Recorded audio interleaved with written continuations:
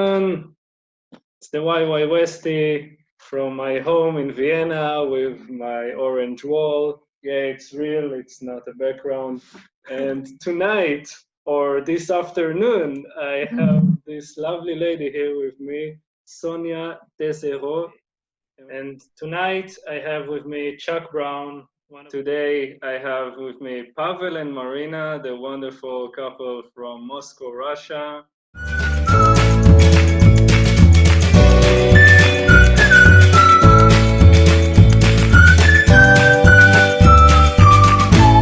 Yep, I'm actually right now, so I have my online platform that's still bringing in a little bit of income, but it actually lowered because now everybody has online stuff. So when this started, my friends were like, oh, you got online platform, you're set, you're good. And I thought, yeah, that's perfect. But actually there's so many offer and people losing income or people wanting to support local teachers or this, that. So that went down a lot also. So I have this couple of video coaching, but all the rest is like, no income for the next year where I'm supposed to pay for my school. That's really expensive also. Oh. So I'm a little bit in let's see what happens. I've been doing less events because I'm in school full time right now and it's pretty intense.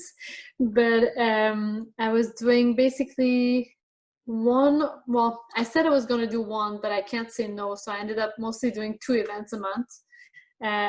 Every month, and then I taught one evening of classes in Montreal just to be part of the community while I'm here. I was teaching private lessons here, doing a couple pro-am routines, and I have my online video coaching. I have the platform, and then this summer is generally my big burst where I go work more and bring the money in to pay for the school or something. Mm-hmm. But so all these events are gone. So yeah, that's true.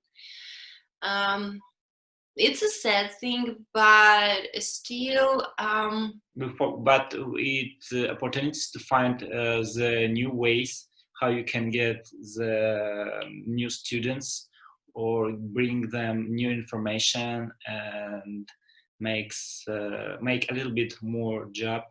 It gives us a reason to share even more. So, for example, in the beginning of the quarantine, I was supposed to close my ladies' talent group. And I actually have the closed group on a Facebook for only my ladies or any lady who anytime been joined my class. And I was started to lead this group only. But then I was thinking, well, it's still quarantine. I can't go out anywhere, but I have my computer, I have time. So why shouldn't I share it with everybody, actually? And then I decided to open my self-practice classes and lead it on English. So, and I was surprised that there was so much people join the class. Like each stream brings like 1,000 people views. So I'm not sure that everybody was practicing in that, but some of them actually watched. But still, I mean, if any doors are closing, other doors are open. It's nothing to hide. You know, most of us pros who do this for a living, most of us have lost almost all of our income. I mean, we're all resorting to online education, which is great because it's an area that we really haven't pushed as much as we should have over the years, but now we are, so it's opening up another market for us. But you know, it's not the same. You know, it's not the same as touching somebody or actually doing something, you know, in a social setting which is most important. But I had 43 weekends booked for 2020. And I went to Budapest, Minocorn, Valentine, Swing and Snow, Winter Coast Swing, and that was it. And I was actually on my way. at the time. I landed in Munich, headed to Westy Spring Thing, Laszlo's event in Hungary. And at the day that I landed, they closed the borders of Hungary. So Laszlo called me. I was ready to get on a train and go, and I was stuck in Munich. And so I got a hotel, and then luckily, of course, Annika being in Finland, I just got a plane flight to Finland, and I was there pretty much all of March. And it was crazy. I I heard on the news that Finnair was going to cancel all outgoing flights, leaving leaving Finland. I'm like, oh no, I'm going to be stuck here forever. Annika's like, excellent.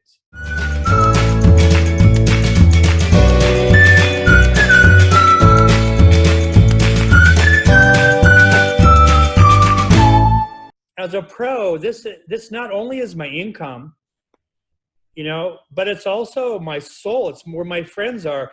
It's my way of life. And when you suddenly take all that away, like, man, it's tough. And I know if it's tough on me, and you know how positive I am all the time, man. I'm always trying to be positive. It's the most negative thing we could possibly imagine. Loss of income, not know where your next paycheck's gotta be, not being able to see your friends or your girlfriend or people you love. Like, it's tough, man. And for me, one of the reasons why I wanted to create this global get together is just because I know everybody's mentally suffering, but losing the social aspect in your life and the touch element in your life and the ability to hug somebody, man, that's how it feels. I really forgot how it feels to hug someone. Yeah, that's a really big psychological issue for people. So I want to bring people together and let everybody know we're all in the same boat, man. We're all here doing this together. And if we understand that we're all here for each other, it will be a little bit better on all of us, knowing that when we come back, things will be better. So I haven't danced, like I haven't touched anybody. I haven't danced since mid-February.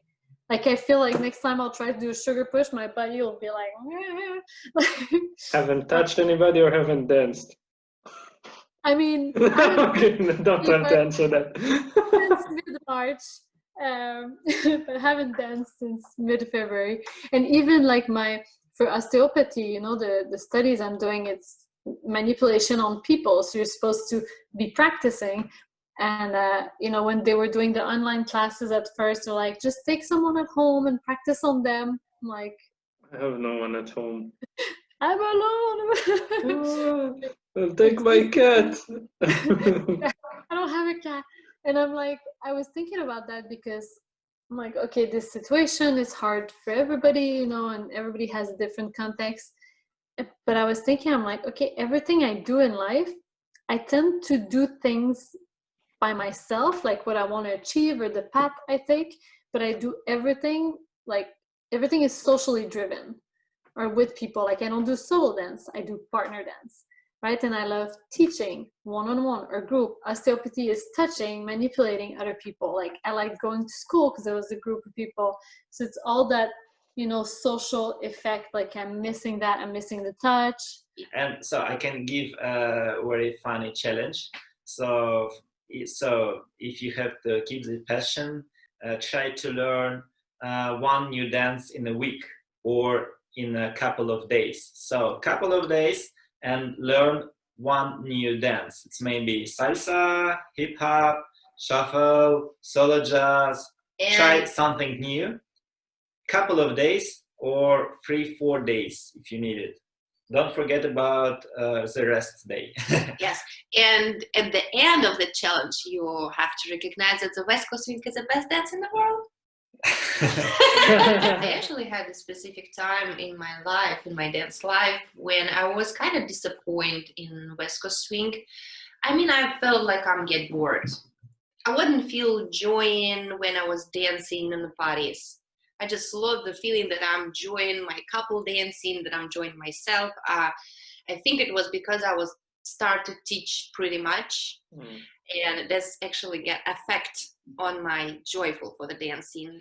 And I get classes in a Zouk, and Zouk is completely changed my view for the connection feeling. I bring from Zouk lots of great feelings for the connection, for my body movement, my body shaping, and actually all of my partners were super happy. And then I come back to the joyful and my social dancing.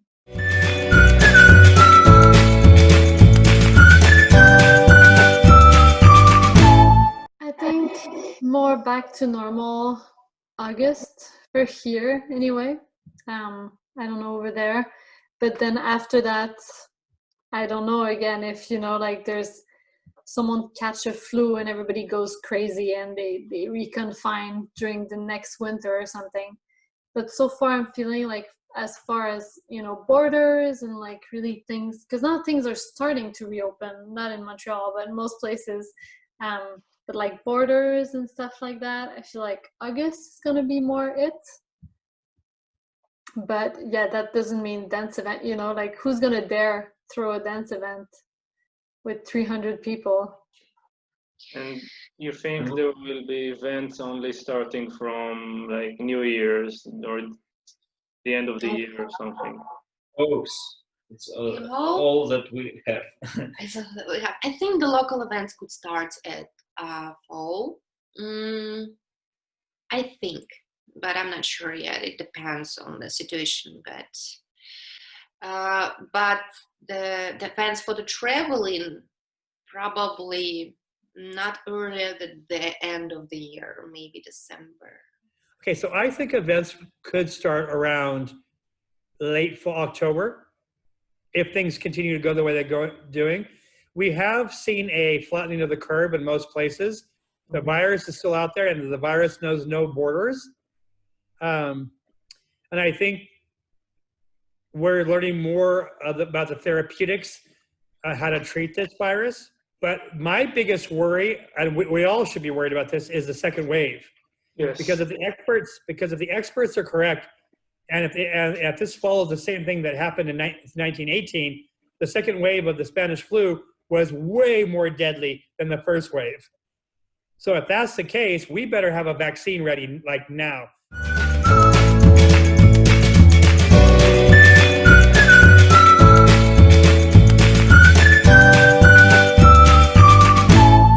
I think it would be a half and half. Like from what I'm gathering on, social media, is like half the people are saying, as soon as we can, I'm going out there and saying, I don't care, like I miss it, it's part of my life.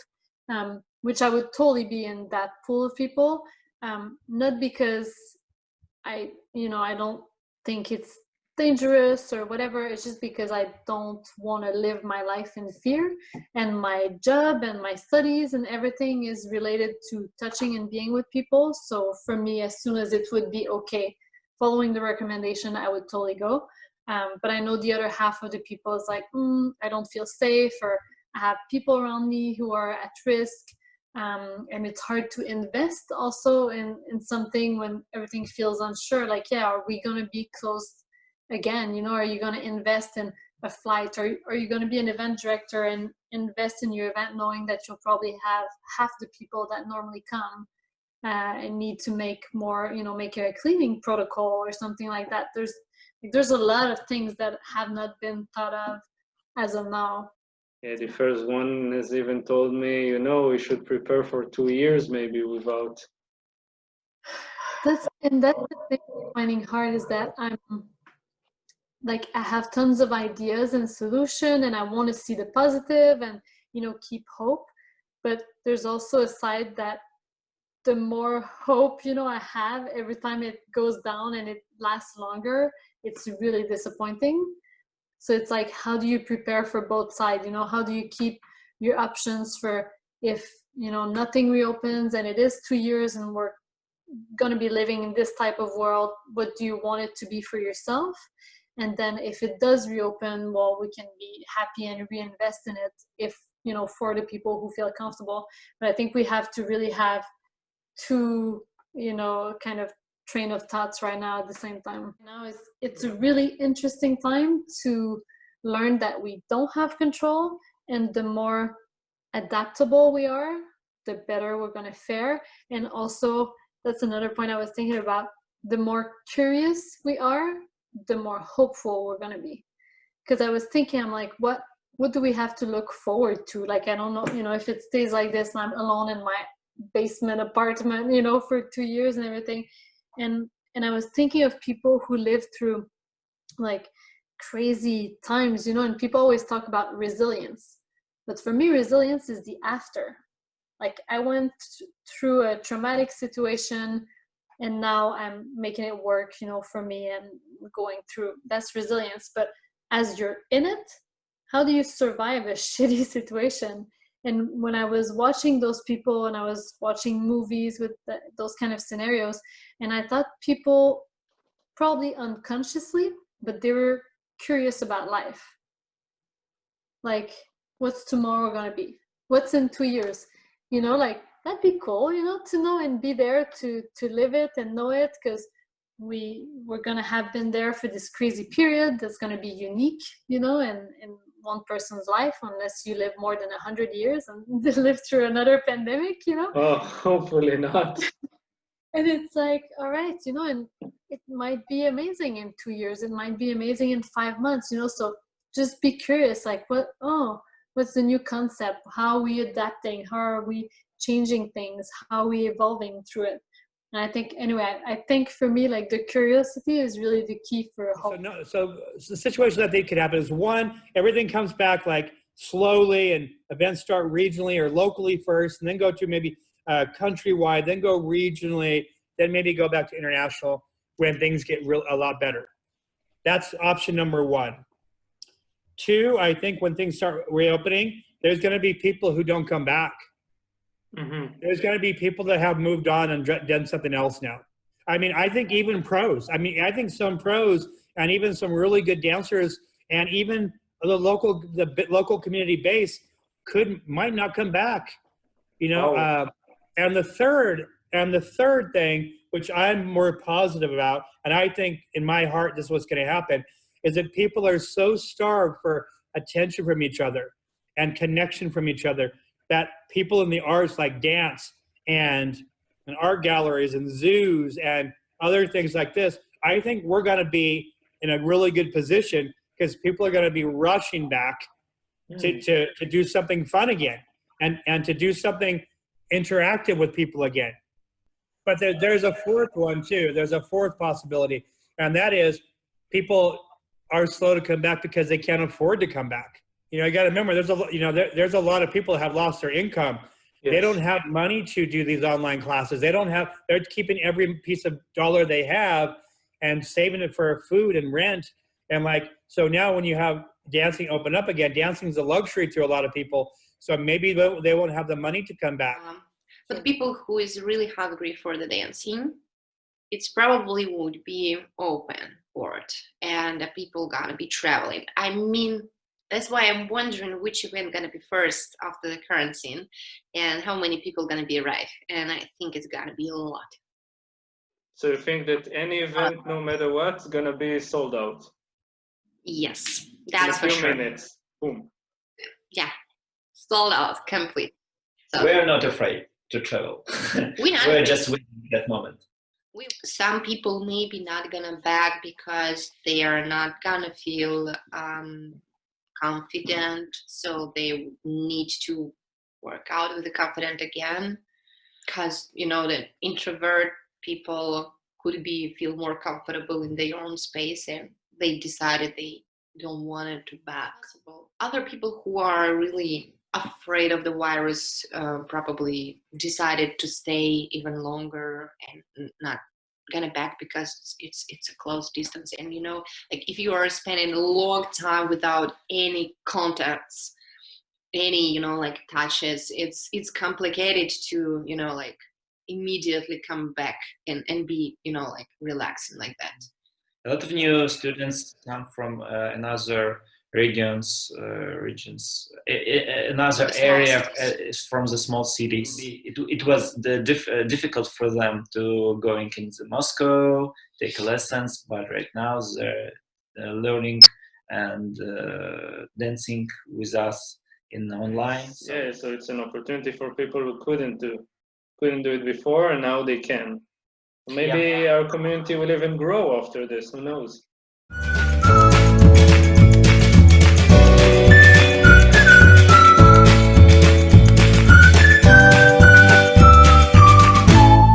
I personally think that West Coast Swing has been on an upward tick in many, many things over the years. I think it was never better than it was before COVID hit. I think the World Swing Dance Council has made some great changes for what they were doing. and they're still making changes. I would love to see them get rid of some of the rules they have, you know, the hotel rules and the distance rules, and really allow that to be more organic and let West Coast Swing bloom the way it blooms. As long as people follow the rules of competition, I don't think there should be an issue. You know, if you have a great event, you'll have a great event and people will come to it. People will support you. Don't artificially create a market and protect people just because they have an event last year. Maybe some other people have great ideas that might even inspire more people. The whole goal of their job, in my opinion, is to inspire and help keep West Coast Swing organized and thriving from a contestant standpoint. It's the event director's responsibility to continue pushing the envelope on creativity and customer satisfaction and giving people value for their money. That's what we do as event promoters. We need to come together more, and it starts from leadership. It starts from the top. We have to have people in positions of authority to build and bind people and help solve problems, not to discourage and isolate and put groups here, and that group here, and that group here. That, to me, is something the West Coast community was starting to do, and I have no tolerance for that nonsense. I have no tolerance for people in one city creating 3 different studios and never supporting each other. You said it starts from the leadership, right? And I consider you one of the leaders. So how are you, I mean, what do you suggest to do to improve those things? I just think we have to do more bonding things. We have to do things that involve more things as a community. Like whether it be grabbing a community and going out and picking up plastic for it together as a community. Whether it be having movie night or game night or online game night or online world game night. You know, whether it be, you know, developing courses like my emotion class for my retreats, where it gets people together to share things that they normally wouldn't share with people.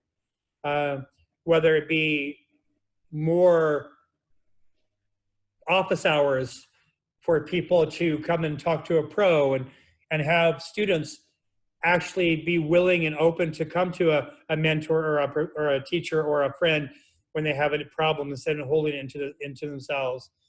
Maybe we should have an office hour, like a West Coast office hour or a West Coast hotline.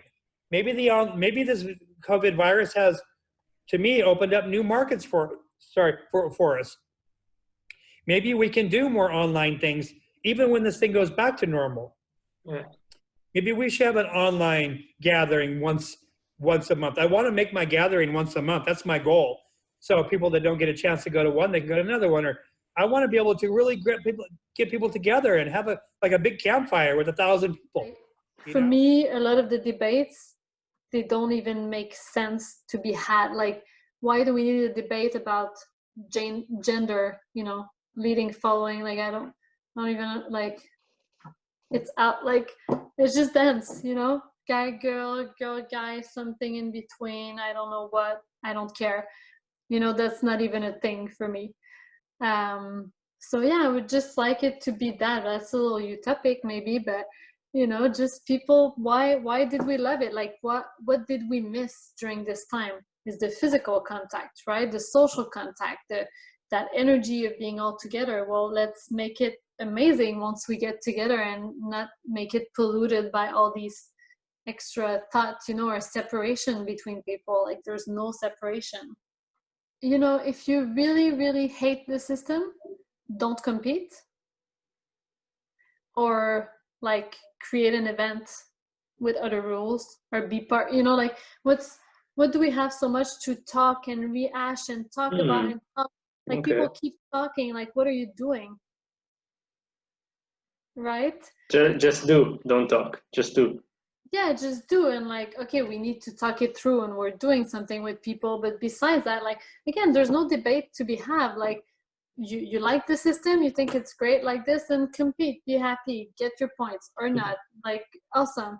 You don't like it, don't compete, or get on the board, like be an active, you know, what can you bring? Like, or you can't do it yourself, you want to create a judges training, well, you know, partner up with someone who can do one and bring, like, I don't know, there's tons of ideas. Like for me, this time is making me see that everything is possible. everything means something, but also nothing means anything. Like the point system, Okay. like the point system means something if you want to be champions, you know, you want to do this, then, you know, I played the game, I was happy to play it, I saw a way to get there and I got there, so it meant something in that way.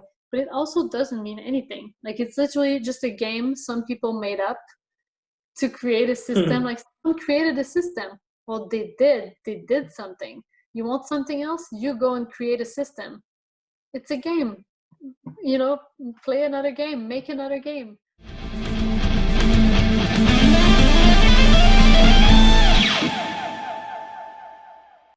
Like we just, in my opinion, we just can't market to the people who have money. You know, I know a lot of my pro pros will probably disagree with me, but like, you know, it's a business after all for a lot of people. And like, but for me, we got to take care of both sides, because dancing is not just for the rich, in my opinion. Dancing is for everybody. And you know me, you know, even though I have my minimums and my contract amounts, there's been some times when all pros, not just me, but all pros have lowered their amount and done and bent over backwards to help a community. That's what we do as professionals. I'm not talking about instructors. I'm talking about professionals. And there's a big difference, you know. Yes. You know, you can be a great dancer and you can be a good instructor, or you can be a good promoter. That doesn't make you a professional. Professional goes way beyond all those other titles. A professional is somebody who makes the community better. Not just for yourself, but for everybody around you. I have a motto, man. If you help everybody, someday that hopefully will come back to you. But you can't plan for that. You just got to hope for someday that those favors will be returned. And in my case, they have many times over. So I know that formula works.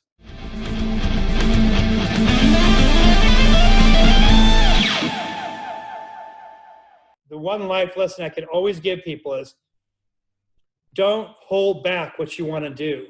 Don't make excuses for things that you want to do that you don't, because you make an excuse. Don't convince yourself not to do something when you know you want to do something. Money is great, and money solves a lot of issues. But if you're not happy inside, if your soul's not happy, if you don't feel fulfilled as a human, you will always be suffering mentally, no matter how much money you make. Now, with that said, would I like to have a few $1 million in the bank and be able to buy a house in Singapore? Oh my God, that's my dream. You know, but I've learned a lot from this experience, and I wouldn't trade one day.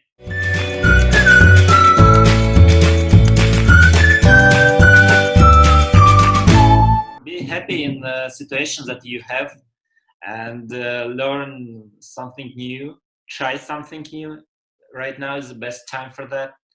And keep touch with us and with our lessons, be online, be connecting to each other, and look at the better future for us. Look at the sunshine. Look at the sunshine of Marina.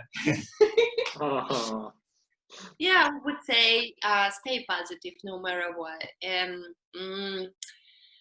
whenever we have ups and downs, every person have ups and downs.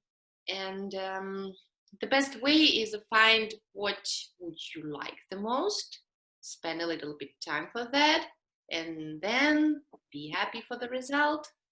So yes, to be connected is the best way, and to keep moving, keep dancing, even if you are dancing on your own, facing your mirror, it's still kind of dancing, and it helps you to be happy, really. Well, I just think everybody needs to stay positive and do the best they can. And when they do have a negative thought or feel really depressed, and even if they feel suicidal, get help immediately. Reach out to your best friends, reach out to the helpline, anything you can do to try to get past that, because this is a time that nobody has faced yet in our lifetime.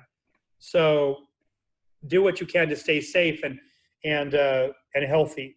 So with that said, man, I think everybody should take this time in their life to really get rid of all your skeletons with everybody. Tell everybody, tell people that are important to you how important they are to you. you know, if you have to make a video to explain this and put it in a saved file, do it, because you never know, man. With that said, just let everybody know I love everybody out there more than they can possibly imagine. And you've made my life what it is today. And without this community, I wouldn't probably be here. So I just want everybody to know how important this community has meant to me. And the only thing I can do, like I say in my emotion class, the only thing I can do as a human and as a friend is to give back as much as I can to all of you, as long as I can. I just want to send lots of love to everybody, and hope everybody is doing okay in this time, and to really just, you know, do whatever you need to do. And if it's not dancing, so be it. And if it's dancing, so be it. If it's not being on social media or being on it, or just sleeping all day, like, I feel like it's a stressful time that we don't realize, like our bodies are stressed, but we're like, no, it's okay, it's not stressful. No, your body is stressed. So don't diminish your situation, you know, like, oh, my situation is not so bad. Like, great, if that's really how you feel, great. But, you know, make sure you take care of yourself. You do whatever you need to do. Don't listen to anybody. Like, just do your thing. And I just can't wait to see everybody again and dance again. I'm just gonna be touching everybody. Just get ready, you know, put a big plastic thing if you don't want, because I'll be like, yep.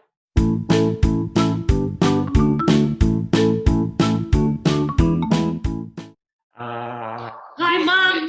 Hi, Mom. Hi. Yes. I'm on TV. It's like a permanent PMS, you know, like premenstrual syndrome. So you're like, 1 second you're really happy, and then the other second you're crying and eating chocolate. I can't believe you actually said it. Thank you, Chuck, for joining me. Hello. Oh, your camera is off. No, what happened? I got a phone call. That's really weird. Ah, you got a phone call. I have it on airplane mode. Really? Oh wow, I guess it's an urgent call if it went through the airplane mode. I see. I hope your landlord is not watching now. Oh, he's gonna leave. Okay, I know that. That's for sure. He will not. I don't know. Maybe if the video goes viral, you know, everyone will. Yes, I want to say hello. If you have an apartment for rent, please call me. My phone number is 7.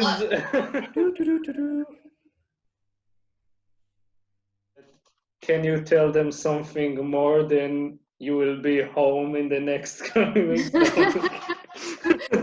You will stay home.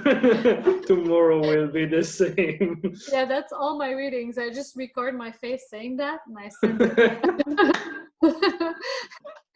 Perfect. Hey, whatever you think it's worth. And it was crazy. I was supposed to move all my furniture from one big room to my kitchen and balcony. It's the only 2 rooms I have. And they were supposed to clean it first, and then you have to put the top and like painted the top again. Do you do something at your place as well, your home? Yeah, I bring one spot for the keys near the door. He's like, That's very important.